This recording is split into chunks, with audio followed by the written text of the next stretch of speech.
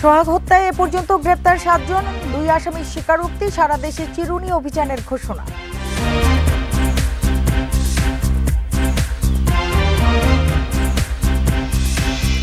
তারেক রহমানের রাজনৈতিক ভবিষ্যৎ ধ্বংসের চক্রান্ত চলছে, অপপ্রচারের অভিযোগ মির্জা ফখরুলের।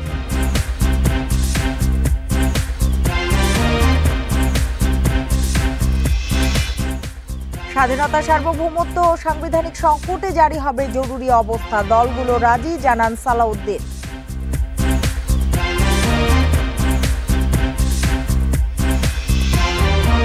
শাপলা প্রতীক না দিলে রাজনৈতিক লড়াইয়ের হুঁশিয়ারি এনসিপি, নৌকা প্রতীক থাকবে জানালো কমিশন।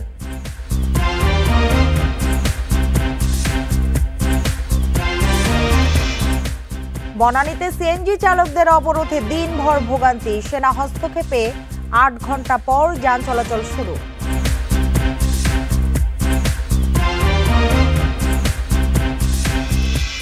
আমন্ত্রণ, বিরতিহীন রাত 9টায় বাংলাদেশে। আপনাদের সঙ্গে আছি আমি সুমনা সিমি।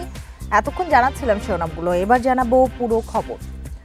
রাজধানীর মিটফোর্ড হাসপাতাল এলাকায় সোহাগ হত্যায় বিচারিক কমিশন গঠনের নির্দেশনা চেয়ে হাইকোর্টে রিট করা হয়েছে। এতে হত্যাকাণ্ডে সরাসরি জড়িত অপরাধীদের গ্রেপ্তারের নির্দেশনা চাওয়া হয়েছে। এদিকে সোহাগ হত্যায় গ্রেপ্তার 2 আসামি আদালতে স্বীকারোক্তিমূলক জবানবন্দি দিয়েছেন। এ ঘটনায় মোট 7 জনকে গ্রেপ্তার করেছে পুলিশ। শনিবার রাজধানীর লালবাগ থেকে 2 জনকে গ্রেপ্তার করা হয়। এদিকে এ ঘটনায় শনিবার গ্রেপ্তার টিটন গাজীকে 5 দিনের রিমান্ডে দেয় আদালত। আরেক আসামি তারেক রহমান রবিন অস্ত্র মামলায় স্বীকারোক্তিমূলক জবানবন্দি দিয়েছে। বুধবার মিটফোর্ড হাসপাতালের সামনে ভাঙ্গারি ব্যবসায়ী সোহাগকে কুপিয়ে ও পাথরের আঘাতে নৃশংসভাবে হত্যা করা হয়। এ ঘটনায় সারা দেশে সমালোচনার ঝড় ওঠে। পরে নিহতের বোন 19 জনের বিরুদ্ধে মামলা করেন।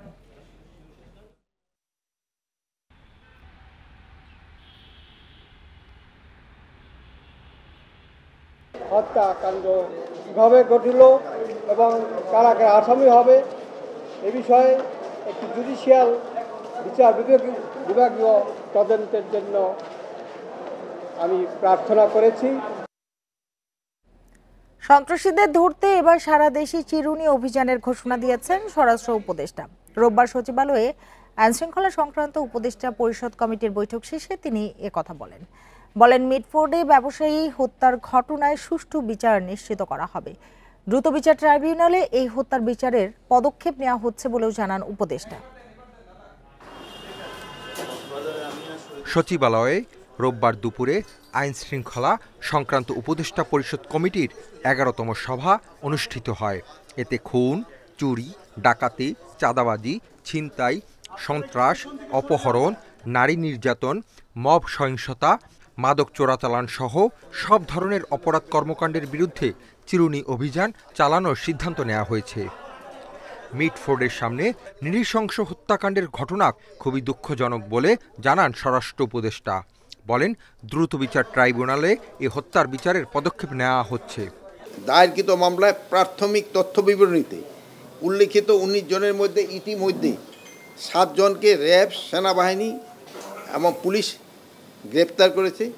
ঢাকার বাইরে গোয়েন্দা দল বিভিন্ন জায়গায় অভিযান চালিয়ে অবশিষ্ট আসামিদের গ্রেপ্তারে কাজ করে যাচ্ছে। উল্লেখ্য যে এই হত্যাকাণ্ডের বিচার দ্রুত বিচার ট্রাইব্যুনালে নেয়ার পদক্ষেপ নেওয়া হয়েছে। উপদেষ্টা জানান, অপরাধী ও সন্ত্রাসীদের ধরতে রোববার থেকে বিশেষ চিরুনি অভিযান পরিচালনা করা হবে। নির্বাচন সামনে রেখে আইনশৃঙ্খলা বাহিনীর প্রস্তুতি ডিসেম্বরের মধ্যেই শেষ হবে বলেও জানান স্বরাষ্ট্র উপদেষ্টা। আমাদের প্রস্তুতি আমরা ডিসেম্বরের ভিতরে শেষ করতে চাই। নির্বাচন ক্ষেত্রে আপনারা জানেন এটা হলো আইন শৃঙ্খলা বাহিনী যেমন একটা স্টেক হোল্ডার, প্রশাসন হলো একটা স্টেক হোল্ডার, আর একটা স্টেক হোল্ডার ইলেকশন কমিশন, আর একটা হলো সবচেয়ে বড় হলো যারা ইলেকশনে অংশগ্রহণ করবে তারা। উপদেষ্টা বলেন, সামাজিক অস্থিরতা, অসহিষ্ণুতা ও নৈতিক অবক্ষয়ের কারণে অপরাধ প্রবণতা দিন দিন বৃদ্ধি পাচ্ছে। অপরাধ কমিয়ে আনতে আইনশৃঙ্খলা বাহিনীর পাশাপাশি সবাইকে এগিয়ে আসার আহ্বান জানান তিনি। Hasib Mahmud Shah, independent News, Dhaka. বিএনপির ভারপ্রাপ্ত চেয়ারম্যান তারেক রহমানের রাজনৈতিক ভবিষ্যৎ ধ্বংসে চক্রান্ত চলছে বলে মন্তব্য করেছেন বিএনপি মহাসচিব মির্জা ফখরুল ইসলাম আলমগীর। বিকেলে রাজধানীতে এক অনুষ্ঠানে তিনি এ মন্তব্য করেন। বলেন, একটি মহল ষড়যন্ত্র ও অপপ্রচার চালিয়ে যাচ্ছে। গুলশানের লেকশোর হোটেলে Tarique Rahman the hope of Bangladesh নামে বইয়ের মোড়ক উন্মোচন অনুষ্ঠানে প্রধান অতিথি হিসেবে যোগ দেন বিএনপি মহাসচিব। তিনি বলেন, দলের ভারপ্রাপ্ত চেয়ারম্যান তারেক রহমান দেশের রাজনীতির ভবিষ্যৎ। তিনি বিএনপি চেয়ারপারসনের মতোই আপোষহীন, কিন্তু তাকে এবং বিএনপিকে নিয়ে নানা অপপ্রচার চালানো হচ্ছে, কিন্তু এরপরও দলকে দমিয়ে রাখা যাবে না বলে মন্তব্য করেন মির্জা ফখরুল। দলের নেতাকর্মীদের চক্রান্ত ও ষড়যন্ত্র প্রতিহতে সতর্ক থাকার আহ্বান জানান তিনি। পারিবারিক দিক থেকে যেটা অনেকে আপনারা বলেছেন, যদি কথাটা শুনতে আমার একদম ভালো লাগে না, কারণ যিনি নেতা তাকে আমার মনে হয় যে বোধহয় কিছুটা খাটো করা হয়, তার যে নিজস্ব গুণ সত্তাগুলো আছে সেটাকে পরিবারের সঙ্গে সম্পৃক্ত করে দিয়ে আমরা ওদের একটু ছোট করে দিই। তারেক রহমান সাহেবের নিজস্ব গুণ আছে, যে গুণগুলোর জন্য তিনি আজকে এই পর্যন্ত এসছেন, নাহলে আসতে পারতেন না। 2018 থেকে 2024 সাল পর্যন্ত গুমের ঘটনায় ট্রাইব্যুনালে অভিযোগ করেছে বিএনপি। অভিযুক্ত করা হয়েছে সাবেক প্রধানমন্ত্রী শেখ হাসিনা সহ 16 জনকে। রোববার দুপুরে ট্রাইব্যুনালে এই অভিযোগ জমা দেন নেতারা।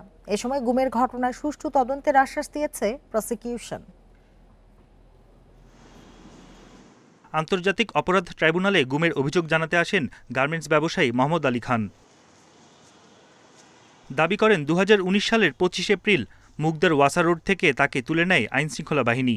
আয়নাঘরে রেখে নির্যাতনের অভিযোগ করেন বিএনপির এই কর্মী। জানান 2024 সালের 6 আগস্ট পূর্বাচলে তাকে ফেলে রেখে চলে যায়। 5 বছর 3 মাস 13 দিন নির্যাতনের মধ্যে থাকি। আমি অসুস্থ এখন, ঠিকমতো অনেক কিছু মনে রাখতে পারি না। সারা শরীর ব্যথা করে, অনেক মারধর করছে, হাঁটুতে ব্যথা করে, চলতে পারে না। 2018 থেকে 2024 পর্যন্ত রাজনৈতিক কারণে গুমের শিকার এমন ব্যক্তিরা ট্রাইব্যুনালে হাজির হন। জানান তাদের দুঃসহ স্মৃতির কথা। নেওয়ার পরে আমাদের প্রচুর নির্যাতন করে, ইলেকট্রিক শর্ট দেই, পায়ে দড়ি বেঁধে উপরের দিকে রাখে, নাকে গুঁড়ো মশলা, রাঁধুনির যে মশলা, ওই মশলা আমার নাকের ভিতরে দেই গরম পানি দিয়ে। 1 বছর রাখার পরে আমাকে দেয় লালবাগ ফাঁড়িতে দেওয়ার পরে ওখান থেকে আমাকে ছোটোখাটো একটা মামলা দিয়ে দেয়। ওই তারকারে বলছিলাম, আমি বললাম স্যার আমাকে এখান থেকে সারিয়ে দেওয়ার ব্যবস্থা করেন স্যার, আমি কিছু দিব। পরে কয়, বাবার এখান থেকে সারানোর কোনো ব্যবস্থা নাই, তোমাকে আমি ছোটো একটা মামলা দিতে, তুমি 1 সপ্তাহের ভিতরে বাসায় চলে যেতে পারবা। গুমের ঘটনায় ট্রাইব্যুনালে অভিযোগ জমা দিয়েছে বিএনপি। অভিযুক্ত করা হয়েছে সাবেক প্রধানমন্ত্রী শেখ হাসিনা, সাবেক প্রতিরক্ষা উপদেষ্টা তারেক আহমেদ সিদ্দিকী, সাবেক স্বরাষ্ট্রমন্ত্রী আসাদুজ্জামান খান, র্যাবের সাবেক অতিরিক্ত মহাপরিচালক মেজর জেনারেল জিয়াউল আহসান সহ 16 জনকে। এই বিভিন্ন সময়ে টোটাল 11 জনকে অপহরণ করে নিয়ে এই ফেসিবাদ সরকার শেখ হাসিনা আপনার পতনের আগ মুহূর্ত পর্যন্ত এদেরকে আটক করে রাখে।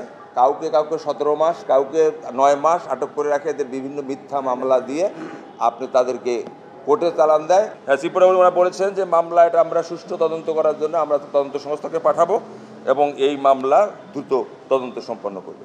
এর আগে গত 29 জুন ছাত্রদল নেতা নুরুজ্জামান জনিকে গুম ও হত্যার অভিযোগে 62 জনের বিরুদ্ধে ট্রাইব্যুনালে অভিযোগ জমা দেয় বিএনপি। বন ইবনে কামাল, ইন্ডিপেন্ডেন্ট নিউজ, ঢাকা। আবু সাইদ হত্যার 2 আসামি অন্য মামলায় গ্রেপ্তার থাকায় তাদের 22 জুলাই হাজির করতে নির্দেশ দিয়েছে ট্রাইব্যুনাল। সেই সঙ্গে বেগম রোকেয়া বিশ্ববিদ্যালয়ের পলাতক ভিসি হাসিবুর সহ 24 জনকে হাজির হতে পত্রিকায় বিজ্ঞপ্তির নির্দেশ দেওয়া হয়েছে।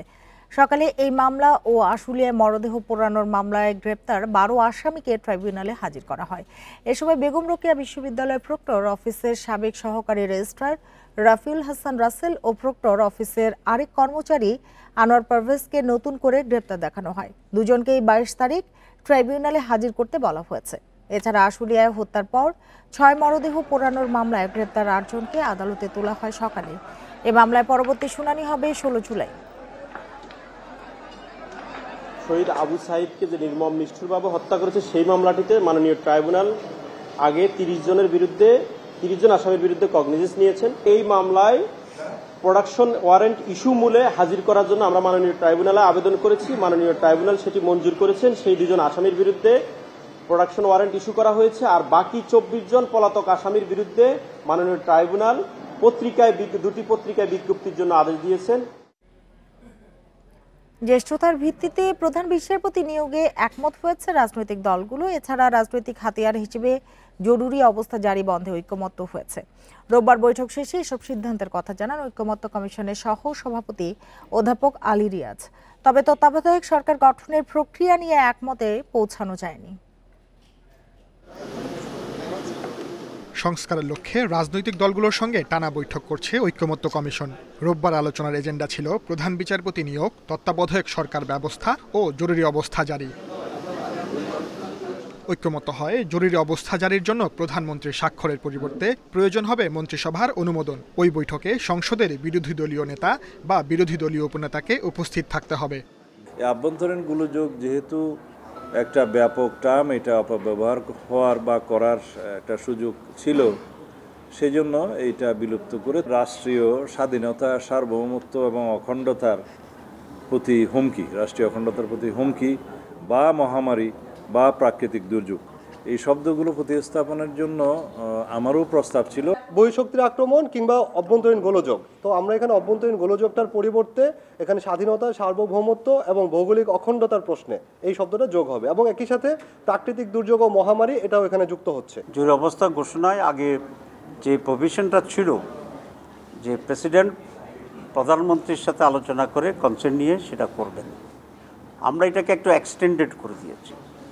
এক্সটেন্ডেডের একটা প্রস্তাব ছিল যে মন্ত্রী পরিষদের কনসেন্ট সহ এটা হবে। আপাতত জ্যেষ্ঠতার ভিত্তিতে প্রধান বিচারপতি নিয়োগের বিষয়েও একমত হয়েছে রাজনৈতিক দলগুলো। তবে নির্বাচনের পর বিষয়টি চূড়ান্ত হবে বলে জানান অধ্যাপক আলী রিয়াজ। আপিল বিভাগের জ্যেষ্ঠতম বিচারপতিকে রাষ্ট্রপতি প্রধান বিচারপতি হিসেবে নিয়োগদান করিবেন। তাদের নির্বাচনী ইশতেহারে উল্লেখপূর্বক যদি জনগণের ম্যান্ডেট লাভ করে তবে তাহারা সংবিধানে আপিল বিভাগের জ্যেষ্ঠতম 2 জন বিচারপতির মধ্য হইতে যে কোনো একজনকে রাষ্ট্রপতি প্রধান বিচারপতি নিয়োগদান করিবেন এমন বিধান সংযোজন করতে পারিবেন। আলোচনা হয়েছে তত্ত্বাবধায়ক সরকারের প্রক্রিয়া নিয়েও, তবে কোনো সমঝোতা না হওয়ায় আলোচনা হবে সোমবারের বৈঠকে। Sajjad Hossain, Independent News, Dhaka. আওয়ামী লীগের নিবন্ধন স্থগিত হলেও নৌকা প্রতীক থাকবে বলে জানিয়েছেন নির্বাচন কমিশনার আব্দুর রহমান এল মাসুদ। এর আগে প্রতীকের তালিকা থেকে নৌকা বাদ দেওয়ার দাবি জানায় এনসিপি। এছাড়া শাপলা প্রতীক দেয়া না হলে রাজনৈতিক লড়াইয়ের হুঁশিয়ারি দলটির। দুপুরে নির্বাচন ভবনে সিইসির সাথে বৈঠক শেষে এসব কথা বলেন নেতারা। বুধবার জাতীয় সংসদ নির্বাচন পরিচালনা বিধিমালা সংশোধনের লক্ষ্যে তফসিলে শাপলা ছাড়াই 115টি প্রতীক সংরক্ষণের সিদ্ধান্ত নেয় ইসি। ওই দিনই আইন মন্ত্রণালয়ে ভেটিংয়ের জন্য পাঠানো হয় এ সিদ্ধান্ত। 22 জুন এনসিপি নিবন্ধন আবেদন দাখিলের সময় শাপলা প্রতীক চায়। আবার মাহমুদুর রহমান মান্নার নাগরিক ঐক্য 17 এপ্রিল একই প্রতীক চায়। দুটি দলই শাপলা প্রতীক চেয়ে একাধিকবার বৈঠক করে ইসির সাথে। শাপলা নিয়ে পাল্টাপাল্টি দাবির মধ্যেই প্রতীকটি তফসিলের বাইরে রেখে দেয় ইসি। দলীয় প্রতীক এবং প্রবাসী ভোট নিয়ে কথা বলতে রোববার সকালে নির্বাচন কমিশনে যান এনসিপির 5 নেতা। প্রধান নির্বাচন কমিশনারের সাথে বৈঠক শেষে তারা বলেন, আওয়ামী লীগের নিবন্ধন স্থগিত, তাই তাদের দলীয় প্রতীক নৌকা তালিকায় থাকার সুযোগ নেই। আমরা এই বিষয়টি কমিশনের নজরে এনেছি যে আইনগতভাবে আপনারা নৌকাকে এই যে তালিকা, এই তালিকার ভিতরে রাখতে পারেন না যতক্ষণ না এটি সরকার তাদের এই আওয়ামী লীগের উপরে যে সাময়িক নিষেধাজ্ঞা আছে সেটি তুলে নেয়, অথবা আদালতের মাধ্যমে অন্য কোনো নির্দেশনা আছে। এনসিপি নেতারা বলেন, তাদের শাপলা প্রতীক পেতে আইনি বাধা নেই, প্রতীকটি তফসিলে রাখার আবেদন জানিয়েছেন তারা। আমাদের শাপলার কোনো বিকল্প অপশন নাই, কারণ লিগ্যাল ওয়েতে আমরা দেখেছি আইনগতভাবে শাপলা পেতে আমাদের কোনো বাধা নেই। যদি বাধা দেওয়া হয় সেটা আমরা রাজনৈতিকভাবে লড়াই করব। এদিকে আওয়ামী লীগের নিবন্ধন স্থগিত হলেও নৌকা প্রতীক থাকবে বলে জানিয়েছেন কমিশনার আব্দুর রহমান এল মাসুদ। আওয়ামী লীগ বাদ দেন, যে কোনো দলই, কোনো দল যদি নিজে থেকে ডিজলভ হয়ে যায়, এই পার্টির অস্তিত্ব যদি না থাকে, তার মার্কাটা কিন্তু নির্বাচন কমিশনের কাছে থাকবেই। তার বরাদ্দ পত্রটা বাতিল হইল, ওনার নামে যেটাকে অ্যালট করা হয়েছিল সেটা বাতিল হবে। আর তাছাড়া ওই দল তো একেবারে নিষিদ্ধ হয় নাই। শাপলা নিয়ে সিদ্ধান্ত পরে হবে বলেও জানান কমিশনার মাসুদ। সুলতানা জাহান মিতু, ইন্ডিপেন্ডেন্ট নিউজ, ঢাকা। একটি দল শুধু নির্বাচনের জন্য অস্থির, সংস্কার তাদের কাছে গুরুত্বপূর্ণ নয় বলে মন্তব্য করেছেন এনসিপির আহ্বায়ক নাহিদ ইসলাম। দেশে আর ফ্যাসিবাদ চলবে না, প্রয়োজনে আবারও জীবন দেওয়ার ঘোষণা দিয়েছেন দলটির নেতারা। দেশব্যাপী পদযাত্রার অংশ হিসেবে রোববার পিরোজপুর ও ঝালকাঠিতে পথসভায় কথা বলেন এনসিপি নেতারা। জুলাই পদযাত্রার ১৩তম দিনে রোববার পিরোজপুর সার্কিট হাউস থেকে যাত্রা করেন এনসিপি নেতাকর্মীরা। শহরের বিভিন্ন সড়ক প্রদক্ষিণ করে কেন্দ্রীয় শহীদ মিনারে পথসভা করেন তারা। দলটির আহ্বায়ক নাহিদ ইসলাম বলেন, ৩ নির্বাচনে দেশের মানুষ ভোট দিতে পারেনি। সীমাহীন জুলুম নির্যাতনে অতিষ্ঠ জনগণ রাজপথে নেমেছে। সেই আন্দোলনেই ফ্যাসিবাদের পতন হয়েছে। সংস্কার ছাড়া নির্বাচন হবে না বলে জানান তিনি। কেউ কেউ শুধু ক্ষমতা চাইছে, শুধু দ্রুত নির্বাচন চাইছে, সংস্কার তাদের কাছে গুরুত্বপূর্ণ মনে হয় নাই। কিন্তু আমরা বলছি সংস্কার লাগবে এবং এই আওয়ামী লীগের বিচার লাগবে এবং একটা নতুন সংবিধান লাগবে। রোববার বিকেলে ঝালকাঠিতে পথসভা করে এনসিপি। শহরের ফায়ার সার্ভিস মোড়ে পথসভায় দলটির সদস্য সচিব আক্তার হোসেন বলেন, নতুন বাংলাদেশে একটি পক্ষ চাঁদাবাজির রাজনীতি অব্যাহত রাখতে চায়, তবে তরুণ সমাজ সেটা মানবে না। পূর্বের রাজনীতি, টেন্ডারবাজির রাজনীতি, চাঁদাবাজির রাজনীতি, সেই রাজনীতিকে নতুন বাংলাদেশেও অনেকে বয়ে নিয়ে যেতে চায়। আমরা স্পষ্ট করে বলি, নতুন বাংলাদেশে সংসদে বসে জনবিরোধী কোনো আইন আমরা পাস হতে দেব না। পদযাত্রার আগে জুলাই আন্দোলনে শহীদ পরিবারের সদস্যদের সাথে দেখা করেন এনসিপি নেতারা। Zulekha Parvin, independent news. রাজনৈতিক নেতারা পরস্পরের প্রতি যে ভাষায় বিষোদ্গার করছেন তা কাম্য নয় বলে মন্তব্য করেছেন গণ অধিকার পরিষদের সভাপতি নুরুল হক নূর। দুপুরে চট্টগ্রামে সাংবাদিকদের সঙ্গে মতবিনিময়ে একথা বলেন তিনি। চাঁদাবাজ ও সন্ত্রাসীদের দমনে যৌথ বাহিনী নামানো দরকার বলেও মন্তব্য করেন তিনি। বলেন, শিল্প এলাকায় সন্ত্রাসী ও চাঁদাবাজদের আধিপত্য বাড়ছে। বিভিন্ন রাজনৈতিক দলের নামে এসব ঘটলেও দলগুলো কোনো ব্যবস্থা নিচ্ছে না। নূর অভিযোগ করেন, গণ অভ্যুত্থানে স্বৈরাচারের পতন হলেও রাজনীতিবিদদের আচরণে পরিবর্তন আসেনি।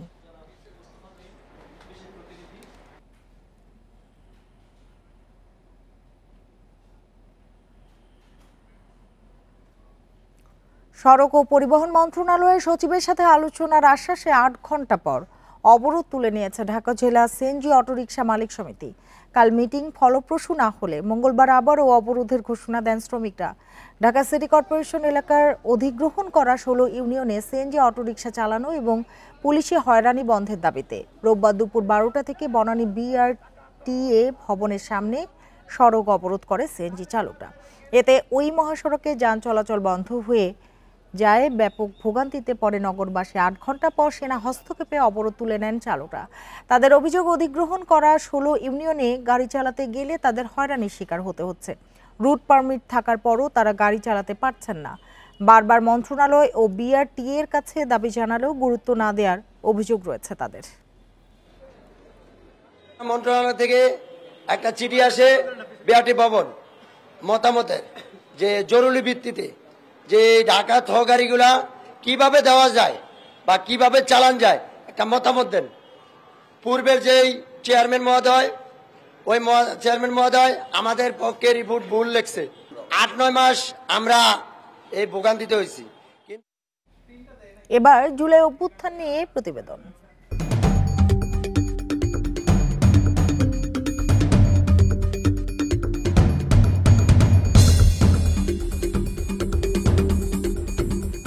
বরিশালে জুলাই আন্দোলনে মার্চ ফর জাস্টিস কর্মসূচিতে লাঠিচার্জের ছবি তুলতে গিয়ে পুলিশের হামলা শিকার হন ফটো সাংবাদিক শামীম আহমেদ। এরপর থেকে এই সাংবাদিক শারীরিক ও মানসিক যন্ত্রণার এক পর্যায়ে হৃদরোগে আক্রান্ত হয়ে পক্ষাঘাতগ্রস্ত হন। এখনও তার চোখে মুখে ভয়াল আতঙ্কের ছাপ কাটাচ্ছেন দুর্বিষহ দিন। এই অবস্থায় তার উন্নত চিকিৎসার দাবি পরিবারের। গত বছর ৩১শে জুলাই বরিশাল নগরে ছিল আন্দোলনে উত্তাল। সেদিন মার্চ ফর জাস্টিস কর্মসূচিতে শিক্ষার্থীদের উপর লাঠিচার্জের ছবি তুলতে গিয়ে পুলিশের হামলায় আহত হন বেশ কয়েকজন সাংবাদিক। তাদের মধ্যে দৈনিক যুগান্তরের ফটো সাংবাদিক শামীম আহমেদ একজন। সেদিন শামীমের শরীর ও মাথায় লাঠি দিয়ে আঘাত করে পুলিশ। সেই ঘটনার পর আর সোজা হয়ে দাঁড়াতে পারেননি তিনি। কয়েকবার হৃদরোগে আক্রান্ত হয়ে পক্ষাঘাতগ্রস্ত হয়ে দিন কাটাচ্ছেন এই সাংবাদিক। আমি সঠিক চিকিৎসাটা করাতে পারিনি, যার পরবর্তী ওই মায়ের টেনশন, এটা কিন্তু বহুত আমার মেমোরিতে বহুত মাথায় এমন এফেক্ট সৃষ্টি করে, তারপর থেকে আমি নিউরোলজি রোগে আক্রান্ত হয়ে পড়ি। তাকে নিয়মিত থেরাপি দেওয়া হচ্ছে। বাবার এমন অসুস্থতার পর চিকিৎসা ও অনিশ্চিত ভবিষ্যৎ নিয়ে শঙ্কায় তার পরিবার। আমাদের আব্বু ছাড়া রোজগার করার মতো কেউ নাই। অফিস কর্মকর্তা তার বেতন কতদিনটা বহন করবে সেটা আমরাও জানি না। এক প্রকার এখন সরকারের সাহায্য সহযোগিতা ছাড়া আমাদের এখন কোনো উপায় নেই। প্রবীণ এই সাংবাদিকের উপর হামলার ঘটনায় নিন্দা জানান সাংবাদিক নেতারা। তারা জুলাই আন্দোলনে আহত সাংবাদিকদের আর্থিক সহায়তার দাবি জানান। শামীম আজকে খুবই অসহায় অবস্থায় আছে। তাকে বাংলাদেশের বর্তমান সরকারের কাছে সর্বোচ্চ প্রায়োরিটি দিয়ে তিনি যাতে করে সকল ধরনের সহযোগিতা পান সে ব্যাপারে আমি সরকারের কাছে জোর দাবি জানাচ্ছি। এদিকে প্রশাসন বলছে জুলাই আন্দোলনে হতাহতদের সর্বাত্মক সহযোগিতার উদ্যোগ নেওয়া হয়েছে এবং তাদের সহায়তা করা হচ্ছে। মন্ত্রণালয় থেকে আমাদেরকে চেক পাঠিয়ে দিয়েছে, তাদের অ্যাকাউন্টে সেটা জমা হয়ে গেছে। এখানে কোনো ইয়েও হয় না, একবার সরাসরি অ্যাকাউন্টে চলে গেছে।